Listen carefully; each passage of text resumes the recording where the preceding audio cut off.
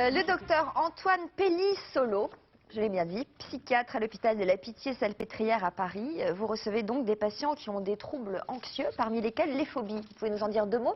Alors, les phobies, c'est essentiellement les animaux, hein, comme vous le disiez, mais il y a aussi beaucoup des phobies de l'espace, alors spatiaux, le métro parce que c'est sous la terre, la hauteur, hein, le vertige, comme on dit, et puis l'agoraphobie au sens large, l'ascenseur, la claustrophobie, effectivement. La claustrophobie, agoraphobie, peur de la foule. Alors, ce que vous allez voir, je pense que vous ne l'avez jamais vu encore. On vient de parler donc de la peur paralysante face à la hauteur, face au vide. Bien là, on va vous présenter des images de cyberthérapie.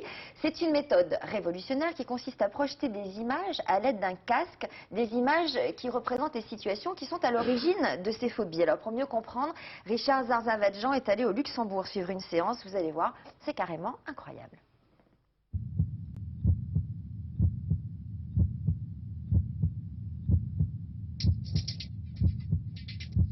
À ce moment-là, physiquement, on est en train de souffrir.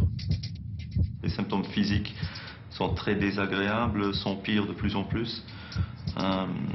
Difficile à gérer la situation. Christian souffre depuis son enfance de cette phobie des hauteurs qui lui pourrit la vie. Mais aujourd'hui, il veut en finir et se soigner.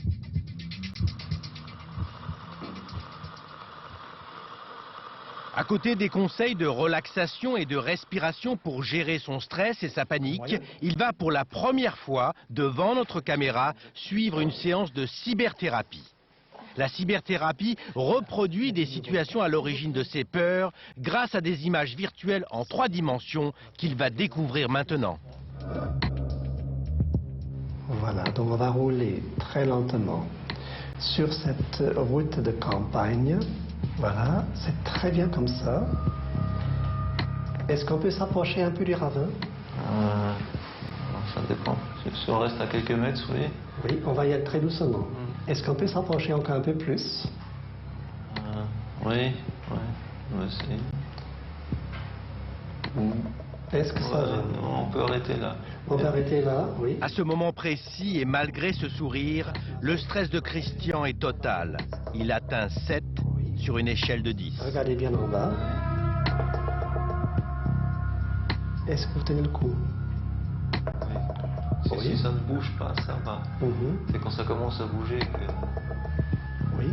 Quand ça bouge, que ressentez-vous? C'est moi qui tremble. Quand ça bouge, c'est l'insécurité. L'insécurité. Toujours peur de ne pas rester sur la route, mais de justement aller tomber en bas. Là. La peur de tomber en bas. Ah oui. Est-ce que ça va? Oui, ça va. Là, ça va mieux. Ça va mieux, hein? Oui, Ouais. C'était dur quand même. Ouais. Que ressentez-vous actuellement? Un soulagement. Un soulagement. Ouais. Ouais, c'est bien plat ici, c'est bien ok. Ça bouge pas, c'est bon. Ça ne bouge pas. Cette technique permet effectivement de traiter beaucoup de phobies, par exemple la phobie des ascenseurs, la phobie des avions, la phobie du métro, des trains, des grands magasins, mais aussi la phobie des animaux, comme par exemple la phobie des serpents et des araignées. Alors ça y était? Oui, ça va. C'est pas si facile, mais oui, ça va. Bon. Et on pourra bientôt aller dans les montagnes? Alors ça, madame, il faudra attendre une 12aine de séances avant que votre mari vous accompagne sur les pistes de ski. Alors, c'est absolument incroyable ce qu'on vient de voir. C'est le fruit d'un travail collégial entre les hôpitaux de Paris, de Lyon, du Luxembourg et du Collège de France. La question qu'on se pose, c'est est-ce que c'est lui qui pilote l'engin ou pas? Parce que si c'est lui, on imagine qu'il fuit le vide. Alors, on le fait en plusieurs étapes et effectivement au départ c'est plutôt le thérapeute qui va conduire. On est au volant et puis là, au bout d'un certain temps, lorsque le patient peut assumer de conduire, on le laisse évidemment piloter parce que l'objectif c'est qu'il le fasse lui-même dans la vie normale. Alors des questions, des SMS. L'origine de la peur des serpents. C'est une question un peu... c'est compliqué, ça. Moi, je ne suis pas psychanalyste, donc la réponse plutôt du psychiatre, c'est probablement des phobies très archaïques, très anciennes, de tout ce qui peut être dangereux, tout simplement. Alors, le serpent, c'est clair. Pour d'autres choses, c'est plutôt symbolique dans certains cas, mais c'est quand même la survie de l'espèce qui était au départ en jeu dans les phobies du vide, notamment. Cette technique de la cyberthérapie, ça permet de lutter contre la phobie des araignées, des serpents, tout ça, vous le garantissez? On ne peut pas garantir les résultats, mais il y a des programmes effectivement utiles pour ces différentes formes de phobie, la plupart. Combien de séances sont utiles en fonction des différents types de phobies?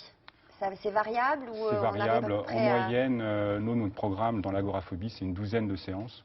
Parfois, ça peut aller plus vite, mais il vaut mieux prendre le temps quand même. Est-ce que vous avez guéri des patients grâce à cette technique déjà? Oui, quand même, un petit peu. Encore long, Sophie, vous Non, dites, vous pouvez l'enlever, qu'est-ce que vous voyez, vous là? Rien, je vois rien, c'est éteint. Donc, j'ai la phobie des blondes. Donc par exemple, si le programme pour lutter contre la phobie des araignées, on voit des araignées dans le programme? On voit des araignées, plutôt des grosses, en 3 dimensions, ça peut être impressionnant. Donc les serpents, on voit des serpents. Comment vous faites, par exemple, pour la dépression, la boulimie, l'anorexie, vous arrivez à soigner ça aussi ou c'est complètement différent? C'est différent. La dépression, il n'y a pas vraiment d'application. Par contre, oui, les troubles alimentaires, que ce soit l'obésité, l'anorexie, boulimie, lorsqu'il y a des problèmes d'image de soi, enfin d'image du corps, on peut en fait remodeler l'image en fonction de ce qui est un corps a priori à accepter, qui doit être accepté par les patients. Ça permet de se réhabituer de certaine manière. Donc ça marche pour les phobies des araignées, des serpents, pour les phobies de la foule. Oui. Aussi, donc là c'est pareil, on voit des images de foule. Alors c'est surtout la claustrophobie dans ces cas-là aussi. C'est la peur de paniquer dans les endroits publics. Donc en quoi ça consiste? Comment vous arrivez à soigner? Donc on est plongé dans l'univers que l'on redoute et ce sont les mots du praticien qui vont nous permettre de les surmonter. Comment ça marche techniquement? Alors, probablement l'ingrédient majeur, c'est le fait que toutes les phobies en fait sont des pathologies du virtuel. On a peur de quelque chose qui en fait n'est pas vraiment dangereux. Donc c'est de toute façon au départ une illusion. Alors ce qu'on va utiliser, c'est la capacité du cerveau à jouer avec cette illusion. Et c'est un peu un jeu, effectivement. Au départ, c'est des jeux vidéo. Et moi, ce que je trouve intéressant, c'est qu'on va redonner déjà une marge de manœuvre et d'action au sujet, qui d'habitude est paralysé, pétrifié par son angoisse. Là, on le fait balader. Enfin, il se balade. Alors, c'est une bonne image. On lui redonne une manœuvre d'action parce que c'est lui qui se balade. Il se balade avec la main, donc c'est tout simple. Alors que d'habitude, il peut être complètement, vraiment pétrifié par l'angoisse. Là, on le promène. Et je trouve que l'image est bonne parce qu'il promène sa peur. C'est un peu comme s'il reprend le contrôle sur quelque chose qui d'habitude le prend en otage lui-même. Là, il balade sa peur, j'ai une bonne image, moi, on appelle ça la balade des gens peureux, mais c'est... non, c'est bien, c'est pas mal. Bien, pas mal. Brassens. Non. La balade des gens heureux. Ah, mince. Oh, pardon. Non, il a fait quoi, Brassens, qui ressemble à balade? Non, il n'y a pas d'amour heureux. Il n'y a pas d'amour, mais c'était pas Brassens, ça, c'était... Non, oui, bien sûr.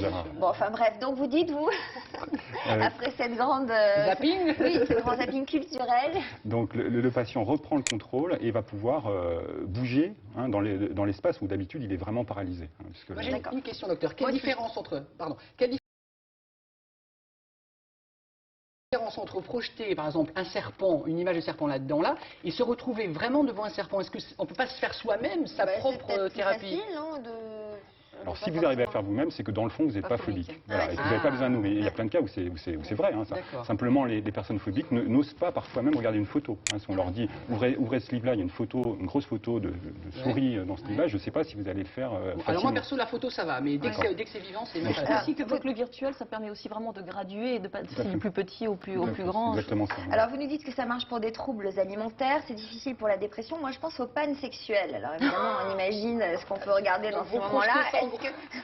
De plus en plus gros, c'est ça? Non, mais sans rire, ça peut être un moyen de se soigner. Il y a des programmes, alors parce que c'est souvent basé sur l'anxiété de performance, les pannes sexuelles, notamment chez l'homme, et il y a des programmes alors qui sont italiens, c'est peut-être par hasard. Non, mais ils sont bons les Italiens là-dedans. Qui sont axés là-dessus, mais ça reste un peu de recherche et on ne peut pas nous, pour l'instant, proposer ça en routine.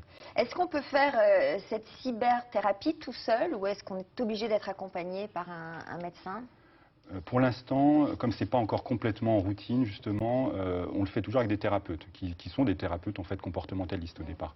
Et effectivement, un jour, quand ça sera vraiment en accès libre, notamment sur Internet, je pense que les gens pourront le faire. Mais c'est sûrement réservé dans ces cas-là à des formes assez légères de phobie. Ça pourrait être en accès libre sur Internet. On peut imaginer, enfin, il y a des CD-ROM, on peut télécharger des environnements. Après, il faut savoir s'en servir.